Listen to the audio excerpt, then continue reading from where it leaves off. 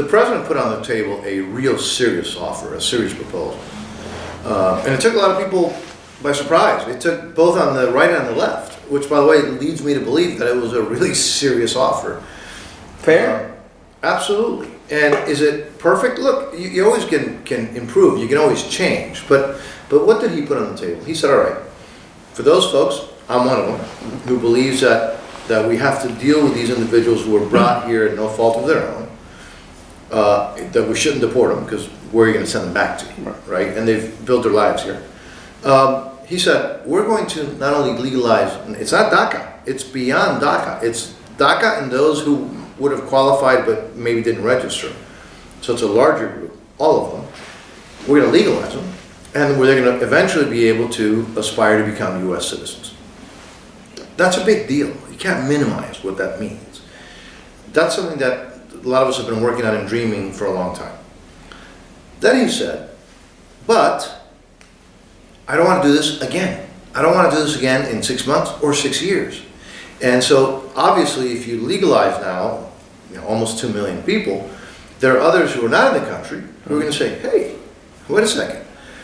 Why don't I go there now? Because maybe in 2 years or 5 years, whatever, I'll get legalized as well. So it becomes a draw. That's something that Senator Cotton always talks about, that magnet.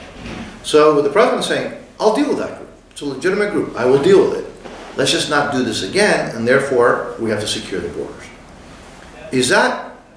Are either one of those two parts of the proposal, securing the border, unreasonable?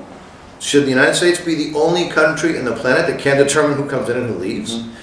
I don't think that's unreasonable. And then the second thing is dealing with these folks that are here, that were brought at no fault of their own. Is that unreasonable? Some people say, well, maybe he should say, we'll legalize them but never allow them to become citizens. Well, then you're going to make it. Right, but then here's the problem. Look at the European model, where you have countries, France being a good example. Remember those riots a number of years ago where folks who've been there for decades and decades, but yet have never become citizens, have not been allowed to become citizens. Then basically you're creating this subculture in the country, which I think is very detrimental. So if we're going to deal with this, do it right, and that's what the president is proposing. It's a heavy lift, and it's a controversial thing for him to do, particularly for the Republican base. But he's had the courage to do that. What he's now saying to the Democrats is, all right, let's just do it so that we don't have to do it again. Now, are there parts of his proposals that I think have to be changed? Absolutely. But here's the question.